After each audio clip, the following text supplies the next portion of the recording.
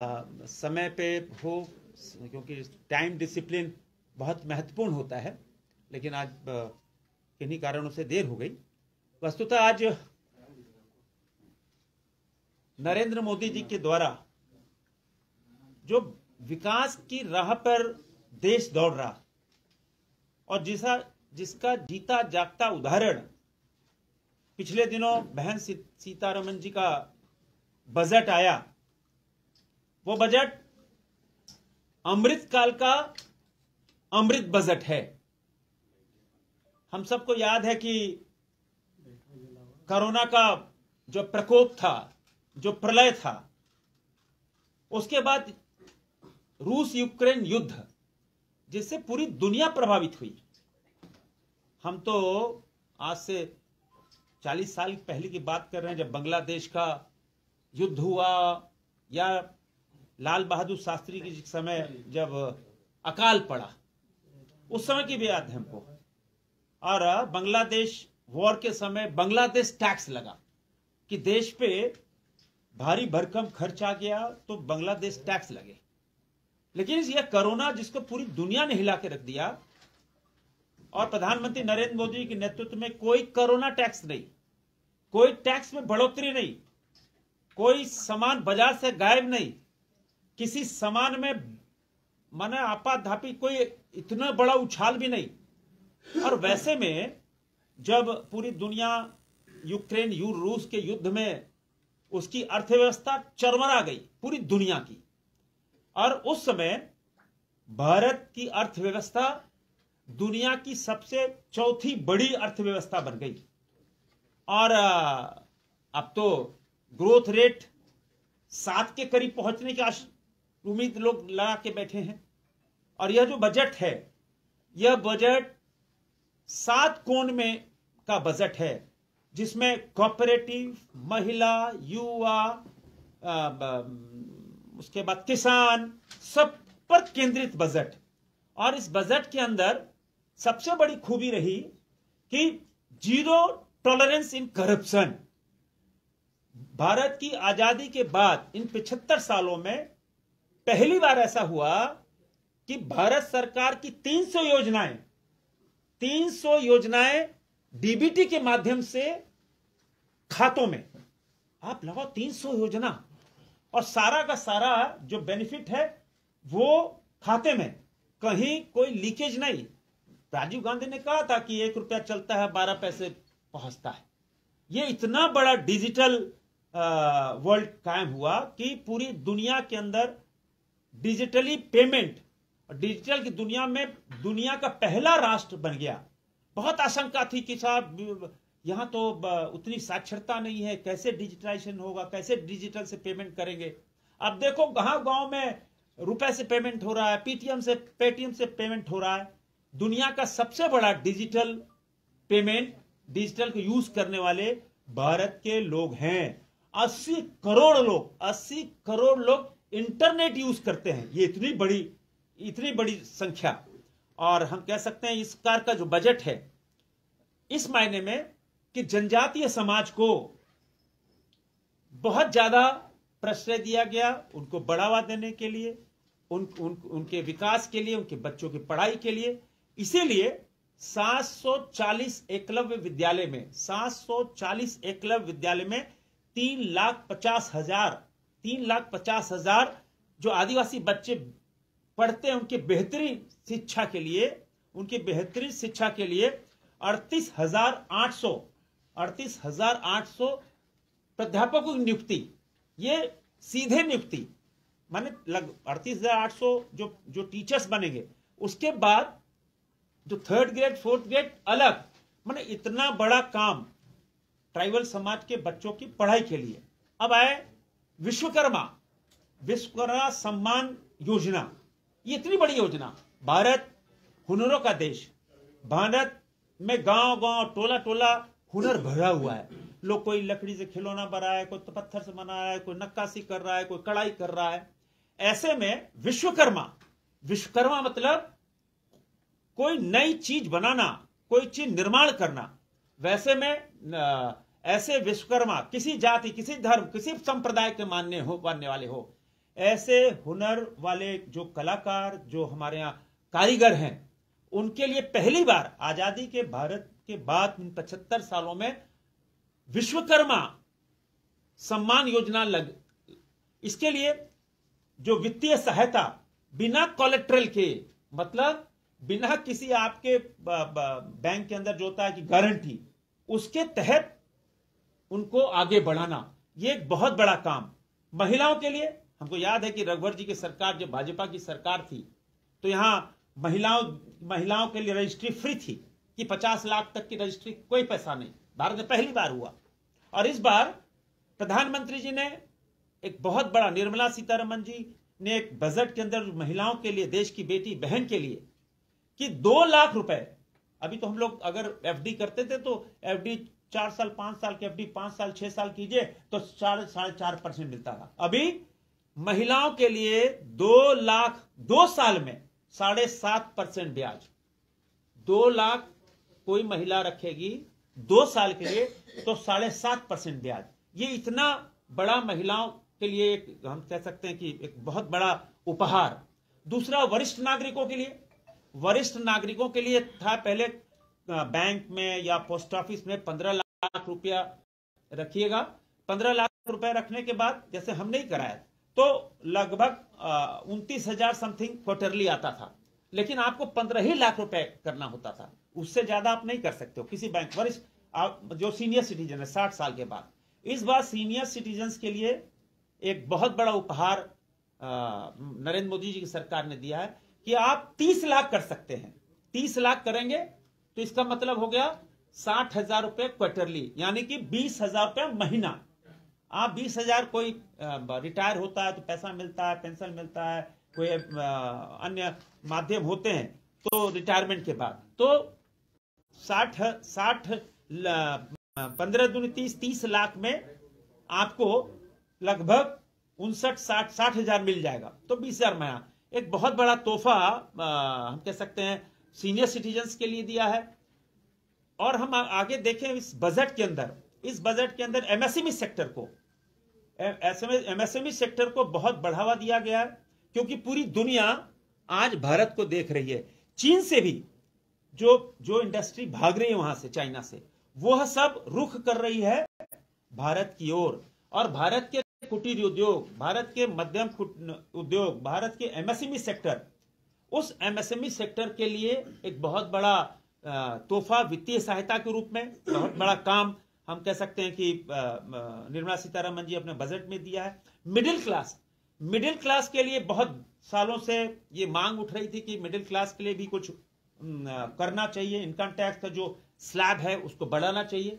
इस बार income tax का slab 5 lakh से 7 लाख किया जाए। आप किसी भी स्लैब में हो, आप 7 लाख के स्लैब में हो, आप 10 लाख के स्लैब में हो, आप 15 लाख के स्लैब में हो, आप 30 लाख के स्लैब में हो, किसी भी स्लैब में होंगे तो आपको फायदा हुआ। 30 लाख के भी स्लैब में फायदा है 50,000 का, उससे नीचे आएगा आपको 30,000 का फायदा है। हर स्लैब में आपको फायदा ही फायदा दिया गया है इस बजट के अंदर। और इस बजट में पहली बार, कोरोना काल को देख लें तो लोगों ने बताया आम आदमी को क्या मिला, गांव गरीब किसान को। तो गांव गरीब किसान को इन सालों में, जबकि कोरोना था, कोरोना का साल निकाल लें तो लगभग 10 करोड़ शौचालय बने। 10 करोड़ शौचालय, 2 करोड़ प्रधानमंत्री आवास। अगर ये 2 साल कोरोना का नहीं होता तो यह जस्ट डबल होता। प्रधानमंत्री नरेंद्र मोदी की सरकार एकात्म मानववाद के दर्शन से चल रही है। अंत्योदय मतलब समाज के अंतिम पादान पे बैठा हुआ व्यक्ति, जब तक उसके पास विकास नहीं पहुंच रहा, समझो सरकार की बेईमानी है। लेकिन प्रधानमंत्री नरेंद्र मोदी की सरकार एकात्म मानववाद के दर्शन से चलकर ऐसी 300 योजनाएं गांव गरीब किसान के किवाड़ी की कुंडी खटखटा रहा। यह है एकात्म मानववाद का दर्शन और अंत्योदय। और हम कह सकते हैं कि कौशल विकास के क्षेत्र में अब युवाओं के लिए एक बहुत बड़ा केंद्र स्थापित होने वाले हैं। अंतर्राष्ट्रीय स्तर पे भी केंद्र स्थापित होने वाले हैं। और हमको मालूम है कि आजादी के 75 सालों में पहली बार ऐसा हुआ कि भारत का प्रधानमंत्री बोल रहा हो, पूरी दुनिया उसको अपना रही हो। प्रधानमंत्री ने आज से 4 साल पूर्व कहा कि करो योग, रहो निरोग। आप योग करोगे, निरोग रहोगे। ये हमारे हजारों साल पुरानी संस्कृति थी। प्रधानमंत्री आह्वान किया दुनिया को, यूनो ने स्वीकार किया, और 21 जून को हम योगा डे मनाते। हम नहीं, पूरी दुनिया मनाती, करोड़ों लोग योगा करते हैं। दूसरी बार प्रधानमंत्री ने आह्वान किया कि 2023 इज मिलेट ईयर, माने 2023 यह मोटे अनाज का वर्ष होगा। और वो मोटा अनाज कहां उगता है, कहां उत्पादन होता है, कहां किसान उगाता है? भारत में। और वो कौन किसान?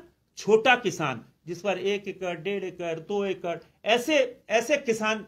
और जब मांग बढ़ेगी तो छोटे किसान जो मड़ुआ, जो ज्वार, जो बाजरा, जो मक्का उगाता है, जो उत्पादन करता है, खेत में मेहनत करता है, उसके बाद कुछ नहीं, मक्का उगा लिया।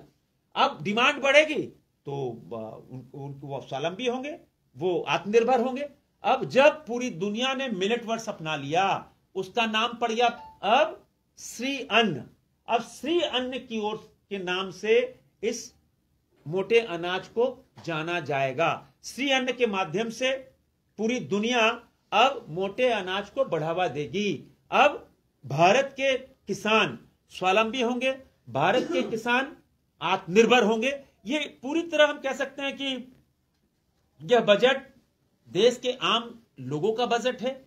और इसीलिए आज हर वर्ग, चाहे व्यापारी हो, चाहे उद्योगपति हो, चाहे कुटीर उद्योग का लोग हो, चाहे किसान हो, चाहे युवा हो, चाहे महिला हो, चाहे छात्र हो, ट्राइबल समाज के लोग, हर समाज इस बजट से खुश है। इससे बढ़िया बजट नहीं हो सकता। और आपको पता है कि इस कोरोना काल के बाद दुनिया की 5वीं सबसे बड़ी आर्थिक शक्ति बन गई। और आपको यह भी पता होना चाहिए कि ऑटोमोबाइल क्षेत्र में एक जबरदस्त क्रांति आने वाली है। अब दुनिया में हम जापान को पिछाड़कर ऑटोमोबाइल क्षेत्र में तीसरे नंबर पे आ गए।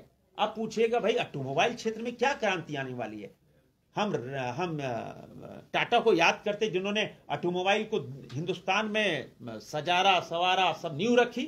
किंतु अब जब की है कि अब सेंट्रल गवर्नमेंट के, भारत सरकार के, राज्य सरकार के जो वाहन 15 साल के हो जाएंगे उनको स्क्रैप कर दिया जाएगा। अब उसकी जगह स्क्रैप के बाद नए वाहन आएंगे। नए वाहन कौन आएंगे? हाइड्रोजन से चलने वाले, इलेक्ट्रिक से चलने वाले। अब जो करोड़ों अरबों डॉलर हम कच्चा तेल में बर्बाद करते, प्रदूषण बर्बाद होता, तो अब भारत की जो इकोनॉमी है वह 5 बिलियन ट्रिलियन डॉलर की ओर बढ़ी है। फॉरेन रिजर्व हमारा ज्यादा बचेगा। कच्चे तेल में हम पैसा कम खर्च करेंगे। तब जब नए वाहन आएंगे तो ऑटोमोबाइल क्षेत्र गुलजार होगा। ऑटोमोबाइल क्षेत्र में भी एक बहुत बड़ी क्रांति इस देश में आने वाली है। इसीलिए कह रहे हैं यह बजट पूरी तरह आत्मनिर्भर वाला बजट है। यह पूरी तरह देश के गांव गरीब किसान वाला बजट है। अब रेलवे में आप देखिए, रेलवे में लगभग 5800 करोड़ रुपया झारखंड को मिला और रांची को 600 करोड़ रुपया, रांची को 600 करोड़ रुपया, जिसमें रांची रेलवे स्टेशन, नगड़ी, अब हमारा चांडिल, हमारा टाटी सिलवे, हमारा विकास, ये सब स्मार्ट स्टेशन होने वाले हैं। हमने डिमांड रखी थी कि जैसे हटिया, बालसिंह, पिस्का नगरी, चांडिल, सिल्ली, टाटी सिलवे स्टेशन अब स्मार्ट स्टेशन हो जाएंगे, विश्व स्तरीय हो जाएंगे। हटिया बंडामुड़ू लोधमा पिस्का रेल लाइन का उसमें 370 करोड़ रुपया रेलवे को मिला है। अब रांची रेल जोन, रांची जो है वो रेल के मामले में भी बहुत तेजी से आगे बढ़ा है। कुल मिलाकर यह जो कहते हैं ना, एक आदर्श बजट है। और एक और बहुत स्कूली क्षेत्र में एक बहुत बड़ा निर्मला सीतारमण जी ने एक काम किया है, प्रधानमंत्री नरेंद्र मोदी जी का आशीर्वाद से। हम अभी एक आचार्य कुलम है नामकुम में, स्वामी रामदेव जी का, भारत की संस्कृति के अनुरूप पढ़ाया जाने वाला, उसमें सब लोग एडमिशन लेना चाहते हैं। अब प्रधानमंत्री जी ने एक पीएम श्री, प्रधानमंत्री श्री के नाम से एक 14,500 स्कूल खोलने की योजना है, जो भारत सरकार के माध्यम से और भारत की संस्कृति के अनुरूप वह स्कूल चलाए जाएंगे। 14,500 स्कूल ऐसे देश भर में अपने संस्कृति के अनुकूल ऐसे स्कूल पीएम श्री के नाम से खोले जाएंगे स्कूल। कुल मिलाकर आज हम कह सकते हैं कि यह बजट पूरी तरह आदर्श बजट है। शिक्षा के क्षेत्र में हो, स्वास्थ्य के क्षेत्र में हो, रक्षा के क्षेत्र में हो, प्रधानमंत्री आवास के लिए हो, हर में पैसा लगभग 66% बजट ज्यादा दिया गया है। यह बजट देश में आर्थिक क्रांति ला देगा। और यह बताते हुए हर्ष हो रहा है कि मोबाइल के क्षेत्र में दुनिया का छठा राष्ट्र भारत बन गया। दुनिया का छठा राष्ट्र। अभी हम लोग Nokia, Samsung, iPhone, Apple use करते, अब हम made in India, make in India mobile use करेंगे कि दुनिया का छठा राष्ट्र मोबाइल स्पेयर पार्ट्स के मामले में आत्मनिर्भर बन गया है। यहां एक बड़ी क्रांति मोबाइल फोन के नाम पे आने वाली है। हो गया सर एक सवाल है, थोड़ा सा पूछो तो तुम्हारा। ये कल देश भर में और झारखंड में भी तैयारी है कांग्रेस की एसबीआई और एलआईसी के जो ऑफिस है उसके घेराव करने की। सीधा आरोप सर आप लोग पर है, प्रधानमंत्री पर है कि उनके इशारे पर पैसा दिया गया, अडानी समूह में लगाया गया पैसा। अब देखो ये सब अब उनके पास काम नहीं है। अब इनसे पूछो ये भारत जोड़ो, भारत कभी टूटा था क्या? मैं पूछना चाहता हूं ये भारत जोड़ो क्या था? कोई चीज टूट जाती तो हम इसको जोड़ते हैं कि भाई जोड़ दो इसको, ये टूट गया इसको जोड़ दो। तो इनका कॉन्सेप्ट ही गलत है। ये दिग्भ्रमित हैं, ये दिशाहीन हैं, जो भारत के सेना पे विश्वास नहीं करते, चुनाव आयोग पे विश्वास नहीं करते, माननीय उच्चतम न्यायालय पे विश्वास नहीं करते। इनका किसी पे विश्वास नहीं है, इनका देश पे विश्वास नहीं है, देश की जनता पे विश्वास नहीं है। तो इनके क्या, ये तो बेडगर घूम रहे हैं। इनसे पूछो ये भारत जोड़ो क्या है भाई? ये पूरी तरह हम कह सकते हैं दिशाहीन पार्टी हो चुकी है। भारत जोड़ पर कहां ले गए हम लोग? सवाल कर रहे हैं तो हम तो दिशाहीन बोल दिया ना भाई जी। ये तो ये कोई रिपोर्ट क्या गलत है क्या? हाँ जी, हिंडनबर्ग का जो रिपोर्ट ये पूरी तरह अंतर्राष्ट्रीय साजिश का हिस्सा है। ये रिपोर्ट क्या रिपोर्ट वो सत्य है? एकदम असत्य। शेयर के भाव गिरते हैं उठते हैं, ये तो नियम है। इसका ये मतलब नहीं है कि इसमें कोई आर्थिक कुछ होगा तो सेबी इसकी जांच करेगा। लेकिन यह पूरी तरह मनगढ़ंत, जैसे बीबीसी ने मनगढ़ंत स्टोरी चलाई, उसी तरह मनगढ़ंत यह जो स्टोरी चली। सर ये नॉर्मल चीज होता है, हम लोग इस शेयर में हल्का फुल्का लगाते हैं, जब दाम गिरने लगते हैं तो पैसा लगाना बंद कर देते हैं। लेकिन जिस तरह से एलआईसी का आया है कि दाम गिरने के बाद पैसा लगाया जा रहा था, तो सवाल तो उठते हैं भाई। उसके बाद तो उनका क्लेरिफिकेशन आ गया, ये तो वही बताएंगे क्लेरिफिकेशन, हम सबका पैसा वापस कर रहे हैं। अब आप देखो उनके शेयर के भाव ठीक हो गए। ये तो शेयर का मार्केट ऐसे ही होता है। और ये सब तो अंतर्राष्ट्रीय जरूरत नहीं है आपकी ना जेपीसी क्या कोई या इसका सरकार से क्या लेना देना भाई? कोई उद्योगपति काम कर रहा है, उसके शेयर गिर रहा उठ रहा है, इसमें सरकार क्या करेगी? कोई आरोप लगा दे तो आरोप ऐसे थोड़ी वो दोषी है। ये सब नहीं होता है। सर आपने कहा कि ये आयकर की छूट की सीमा 5 लाख से बढ़ाकर 7 लाख कर दी गई है, लेकिन इसमें एक बात है कि जो पहले एफटीसी और सारी जो कई छूटें थी जिसको बंद कर दिया गया है, एफटीसी के तहत 50 लाख का रिबेट मिल जाता था। नहीं अभी भी रिबेट, हमने कहा कोई स्लैब ऐसा नहीं है जिस स्लैब में छूट नहीं हो। हमने क्या कहा, इतनी बड़े कोरोना की आपदा के बाद, यूक्रेन रूस की आपदा के बाद भी आपकी इतनी बड़ी इकोनॉमी दुनिया